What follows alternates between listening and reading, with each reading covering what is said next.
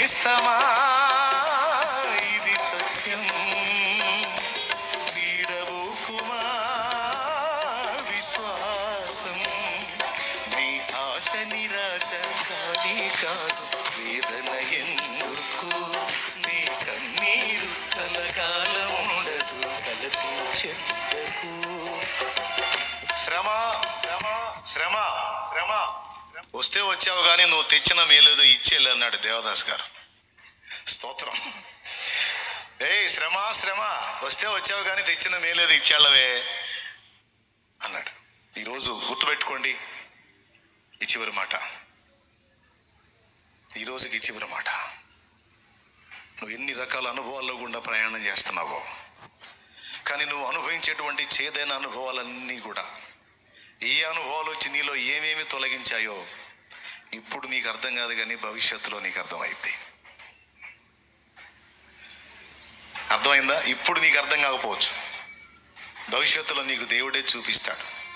ఫలానా శ్రమ రావటం వల్ల నువ్వు ఇలా తయారయ్యావు, ఫలానా శ్రమ రావటం వల్ల ఫలానా లక్షణం నీలో పోయింది, ఫలానా సమస్య రావటం వల్ల ఇదిగో ఈ విషయంలో నువ్వు క్యూర్ అయ్యావు అని ఆయన నీ జీవితంలో అన్ని కలిపి రప్పించిన విషయాలన్నిటి ద్వారా నీలో ఏమేం జరిగినాయో అన్ని నీ కళ్ళకు చూపిస్తాడు.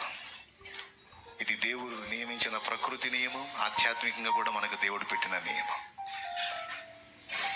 కాల్చబడకపోతే స్వర్ణం, చీల్చబడక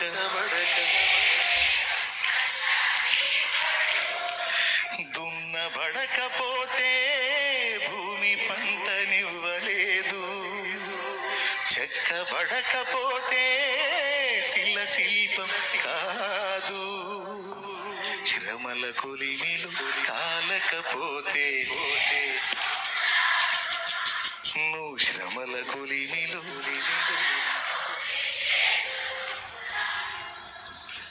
నమ్ము నేస్తమా ఇది సత్యం, వీడబోకుమా విశ్వాసం. నీ ఆశ నిరాశ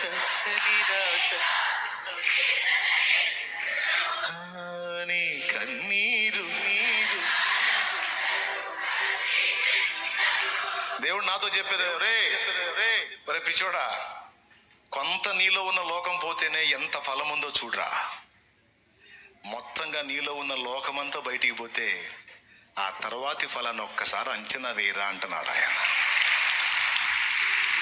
కొంత నీలో ఉన్నది బయటికి పోతేనే ఇంత కార్యం జరిగితే, మొత్తంగా నీలో ఉన్నదంతా ఖాళీ అయిపోయి నేను కూర్చుంటే ఇంక పూర్తిగా ఎట్టుంటది ఊహించరా. ఎందుకురా కృంగిపోతున్నావు, ఎందుకురా భయపడుతున్నావు? నేనేమన్నా సైకోనా, లేకపోతే నేనేమన్నా శాడిస్ట్నా నిన్ను ఇబ్బంది పెట్టి ఆనందపడటానికి? నువ్వు నా ప్రాణంరా. నాతో అన్న దేవుడు నీతో కూడా అంటున్నాడు, నా కుమారి నువ్వు నా ప్రాణం, నా కుమారుడా నువ్వు నా ప్రాణం. నువ్వు అగచాట్ల పాలై, అవమానాల పాలై, హేళన పాలై, మరణపు అనుభవాలు రుచోటు నాకు సంతోషం అనుకున్నావా? నాకు ఆనందం అనుకున్నావా? శాపాన్ని నువ్వు అనుభవించడం నాకు సంతోషం ఇచ్చింది అనుకున్నావా? నేనేమన్నా సైకోనా, శాడిస్ట్నా? మరి కానప్పుడు ఎందుకు చేసావు నన్ను ఇట్లా? లోకంలోంచి నిన్ను బయటికి తెచ్చాను, కానీ నీలో ఉన్న లోకం అలానే ఉంది. మొల్లోక గుడారం నీలోనే ఉంది, రొంపాయను దేవత నక్షత్రం నీలోనే ఉంది, ఐగుప్తీయుల దూడ 4 రోజులు మోసే పక్కకి వెళ్ళేటప్పటికి దూడ వచ్చింది చూడు, ఆ దూడ ఉంది నీలో. ఇవి ఉన్నాయని నీకు తెలీదు. నేను మారాగా, నేను వచ్చాగా, నేను ఇప్పుడు బాగుపడ్డాగా, నేను మంచి ఉన్నాయాగా అనుకుంటున్నావు. నువ్వు ఏందైంది? నువ్వు ఏడే ఉన్నాయి సరుకు నీ దగ్గర, వాటిని ఒక్కోదాన్ని తీసేయడానికి అన్ని నేను వాడుతున్నా. నాకేం కళ్ళు లేవు అనుకున్నావా? నేనేమన్నా నీ హృదయం లోతులు చూడలేను అనుకున్నావా? అన్ని ఎరిగే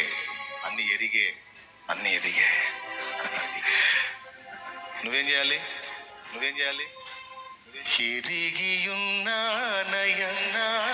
నీకేది అసాధ్యము కాదని